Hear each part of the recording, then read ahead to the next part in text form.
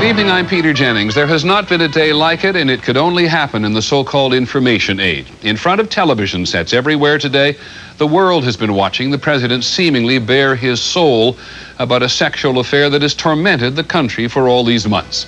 And on television, but mostly on the internet, the world has had access to the most intimate details of the president and Miss Lewinsky's behavior. And today, the independent counsel's report laid out almost a dozen reasons why he, Mr. Starr, thinks Congress should consider impeaching the president. Our broadcast tonight is about all this. Mr. Clinton's presidency may hang in the balance this weekend. More things. This morning, with friendly religious leaders in the White House, the president said he wanted to get to the rock-bottom truth. I don't think there is a fancy way to say that I have sinned. It is important to me that everybody who has been hurt know that the sorrow I feel is genuine. First and most important, my family. Also, my friends, my staff, my cabinet, Monica Lewinsky and her family, and the American people. I have asked all for their forgiveness. It was the first time Mr. Clinton had apologized to Monica Lewinsky in public. Within hours, the depressing details of their relationship would stream out onto the internet and to every member of the Congress. The independent counsel's report counts 11 ways in which Kenneth Starr believes the president perjured himself, obstructed justice, tampered with witnesses, and abused his presidential authority. By late this afternoon, the president's legal team was doing what it could to refute the charges and control the damage that will clearly occur when the country digests the Starr Report. The salacious allegations in this referral are simply intended to humiliate, embarrass, and politically damage the president. For all the bits and pieces that have made it into the public arena in the past few months, today was the day that the independent counsel's report finally became public in such a big way. And again, we remind you, as we have before, this report basically amounts to Mr. Starr's prosecutorial argument on grounds for impeachment. ABC's Jackie Judd is with us at the end of quite a long day. Jackie, would you start by outlining for us Mr. Starr's case? Right, Peter. The report is thick with details that the prosecutors say demonstrate the president lied and obstructed justice, first in the Paula Jones sexual harassment lawsuit and then again in the Starr investigation. The report concludes there is substantial and credible information that the president's lies about his relationship with Lewinsky were abundant and calculating. As evidence, the report includes explicit details about 10 sexual encounters Lewinsky said she had with Mr. Clinton, including one in the Oval Office bathroom and another that occurred while Mr. Clinton was on the phone with a member of Congress. The details are necessary, prosecutors write, to prove the president perjured himself in the Jones case and again before Ken Starr's grand jury when Mr. Clinton denied having sexual relations with Lewinsky, whatever definition is used. The report also accuses the president of witness tampering, of attempting to get his personal secretary, Betty Curry, to back up his false testimony in the Jones case if she were called as a witness. The report says after he testified, Mr. Clinton had 2 conversations with Curry about Lewinsky, in which he made statements to her that he knew were false. Curry told prosecutors the president said to her, "We were never really alone. You could see and hear everything. I never touched her, right?" Curry said these remarks were more like statements than questions and concluded that the president wanted her to agree with him. Prosecutors also allege there is circumstantial evidence to prove that Mr. Clinton obstructed justice by having Lewinsky get rid of gifts from him that had been subpoenaed. They describe a timeline in which Lewinsky met with the president on December 28th of last year. According to Lewinsky, she and Mr. Clinton discussed the possibility of moving the gifts out of her possession. Hours after that meeting, Lewinsky told prosecutors, Betty Curry called her to say something like, "The president said, you have something to give me." But Curry testified she could not recall a conversation with Mr. Clinton about the gifts, and that Lewinsky may remember better than I don't remember, unquote. The report also claims that Mr. Clinton was not telling the truth when he suggested in the Jones deposition that he was hardly involved in helping Lewinsky find a job. According to the report, when she got an offer from Revlon, Vernon Jordan notified the president and Curry with the news, mission accomplished. And the president said, "Thank you very much." Finally, Starr accuses the president of abusing the powers of his office by repeatedly misleading and delaying the investigation. Starr says Mr. Clinton's public denials of a relationship with Lewinsky were an intentional and calculated falsehood to deceive Congress and the American people. There is a wealth of new information in the report about Mr. Clinton's alleged efforts at a cover-up. One incident describes a middle-of-the-night phone call last December. Lewinsky says Mr. Clinton told her she was going to have to testify in the Jones case and to continue using their cover stories to explain her visits to the White House. Lewinsky told prosecutors this was something that was instantly familiar to me. I knew exactly what he meant. Peter? Jackie, thank you very much. Jackie Judd in Washington. When the president spoke at that prayer breakfast this morning, he said that legal language should not obscure the fact that he'd done wrong. But legal language and legal argument at the very heart of the president's defense strategy. In fact, it began even before Mr. Starr's report was made public to everyone. Sam Donaldson is at the White House. Sam. Well, that's right, Peter. While the president was standing back from all this today in the role of confessed sinner, his lawyers were mounting a tough, no-holds-barred legal and public relations campaign to counter the Starr Report. Even before the Starr Report was out, the Clinton lawyers had distributed a 73-page rebuttal, arguing, among other points, that a private mistake with Monica Lewinsky is not a high crime or misdemeanor and thus not an impeachable action. That the president did not commit perjury because, while he may not have directly answered the questions asked, what he said was literally true. That he did not engage in witness tampering because, at the time he had certain conversations with Betty Curry, she had not yet been called as a witness. That the president's invocation of privileges was not an abuse of power, as Starr alleges, but basically done to protect the constitutional interests of future presidents.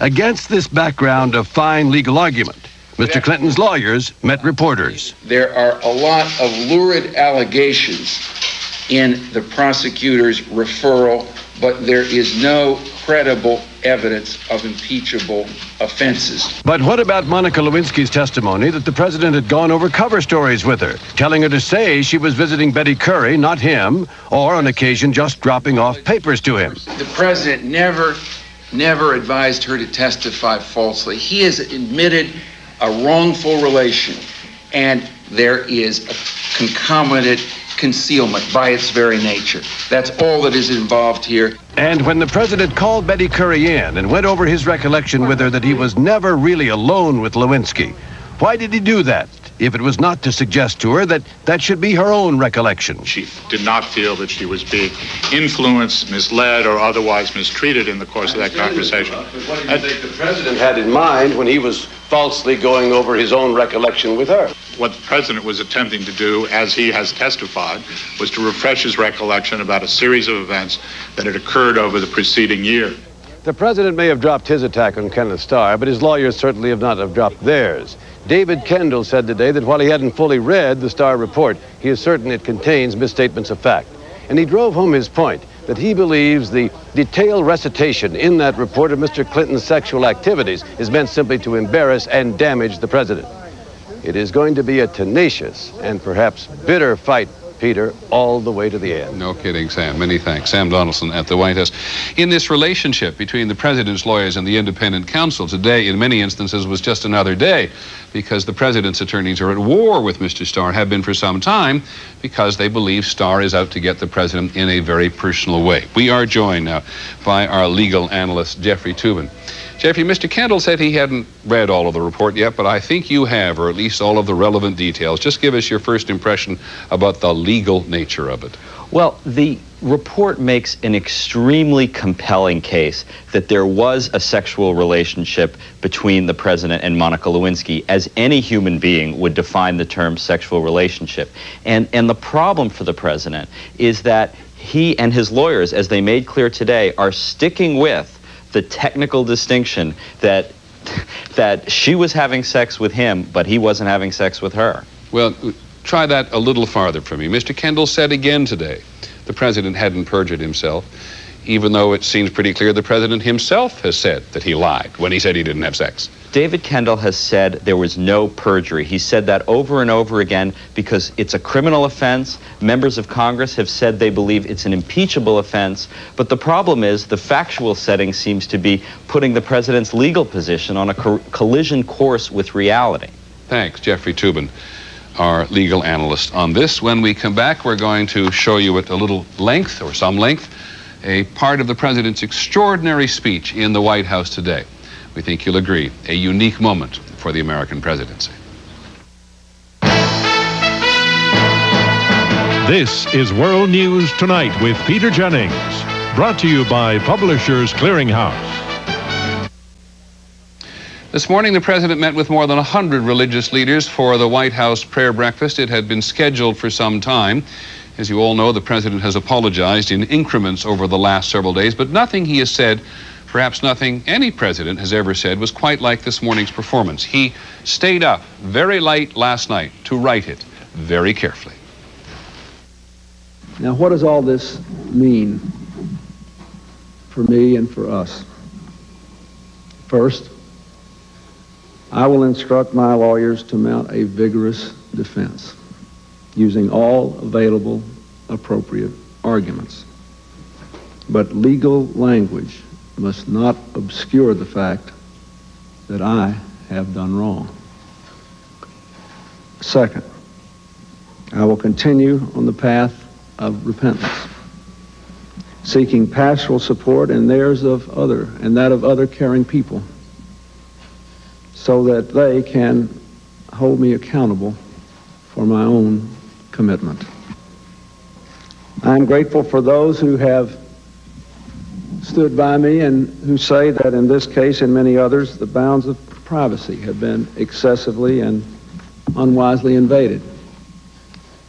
That may be. Nevertheless, in this case, it may be a blessing, because I still sinned. And if my repentance is genuine and sustained, and if I can maintain both a broken spirit and a strong heart, then good can come of this for our country, as well as for me and my family. Now, the president was speaking before a very friendly audience this morning. There's an enormous debate in the spiritual religious community about whether the president should be censored, even in some cases, you may have heard, kicked out of his Southern Baptist denomination, out of his church. As for sustained repentance, Mr. Clinton saying there he'll seek pastoral support and counsel. The White House spokesman Mike McCurry said a little later today that Mr. Clinton is not under any psychiatric care, and ABC's Peggy Waymeyer, who covers religion for us and was at the prayer breakfast, says Mr. Clinton most likely means in this instance he will commit himself to regular meetings with a small group of trusted confidants. It is a common practice among some Christians, comparable to what is done in groups such as Alcoholics Anonymous. In just a moment, we'll talk to our political analysts about what kind of impact this is having today and may have over the weekend.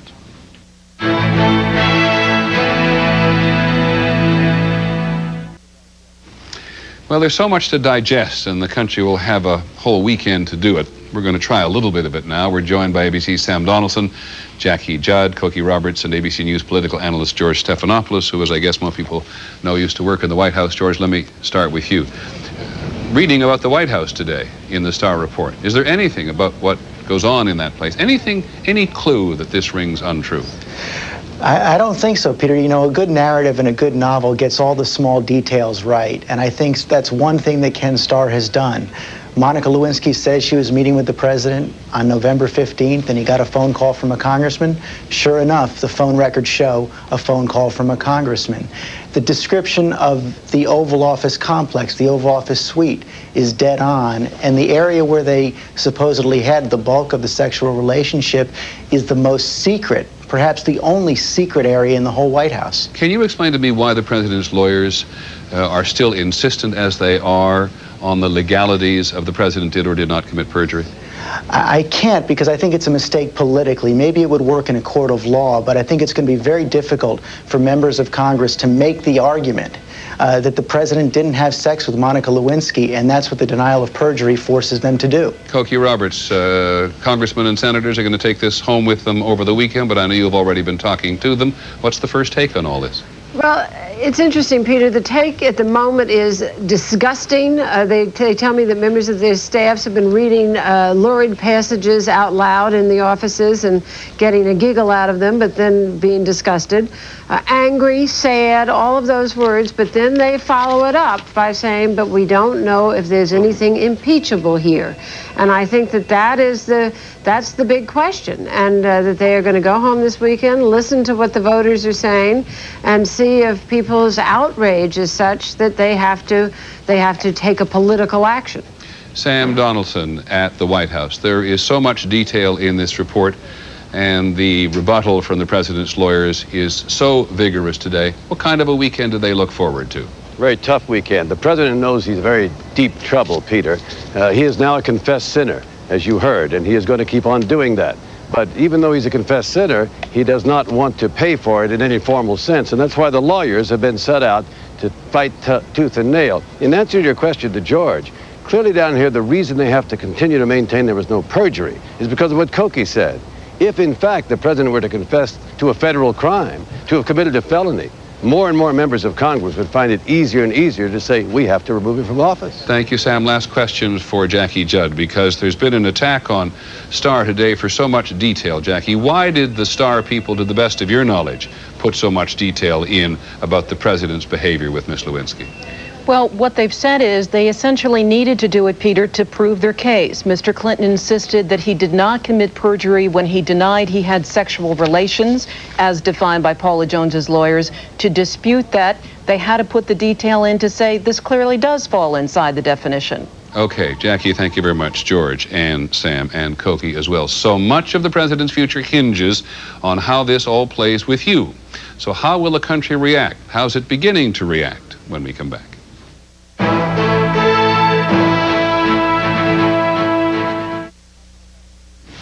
So much of what happens to Mr. Clinton now depends on how the public digests the details of the independent counsel's report. Our news staff has been making random calls around the country. We get things like enough already, sounds revolting, focus on the law, too graphic, and in some cases people may even be desensitized to the Starr Report by everything that has happened in the last few months. But ABC's Aaron Brown has been gauging the early reaction to what people are seeing today. Knowingly made a false... From a gym in Los Angeles to an internet company in Boston to a cafe with computers in Chicago, it was as if reality hit home. We are now finding that our worst fears have been confirmed. I feel embarrassed for him because he just made a fool of himself.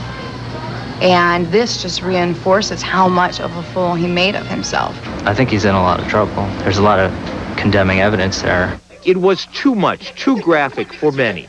I feel dirty reading this. It's disgusting. I don't feel that we should be reading things like this. It just doesn't feel right. And at the University of California at Berkeley, a political science student saw some danger in all that X-rated detail. The problem is that most people are going to be focusing on what they see as kind of salacious details of this report, and they're not going to look at what are really the more potentially troublesome parts about obstruction of justice. We saw some, but not a lot of evidence that minds were changed by the report. I believe that sometimes people do fall off the wagon and they have affairs, but if he's sitting there saying, no, I didn't do that, and he's lying to the public, yeah, that changes my opinion completely. But still, mostly we heard this. I think the reality of it is what he did was deceitful to his family, was deceitful to the public, but did it cause us any real harm? No, not that I see. That is but a first reaction, and over the weekend, as the report is read in newspapers and on the web, it could change. Aaron Brown, ABC News, New York. The internet obviously had millions of people logging on to get the Starr Report today. There was some jamming as expected, but for the most part, the internet held up just fine. And you can read the full transcript of the Starr Report and the presidential rebuttal. There's even a 5-minute tape of the president actually speaking at the prayer breakfast this morning. A lot of other information at abcnews.com, on the web, or through America Online. We'll be back in just a moment.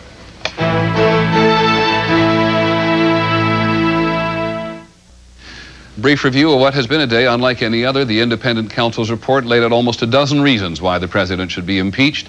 The report contains details that prosecutors say demonstrate that Mr. Clinton lied and obstructed justice. The president's lawyers say today that he's not committed any impeachable offenses. Good afternoon. This morning, the president said he has sinned, but he promises his lawyers would mount a vigorous defense against the independent counsel's allegations. That is our report on World News Tonight. Of course, we'll continue to provide complete coverage on this report to Congress through all of our programs tonight and over the weekend.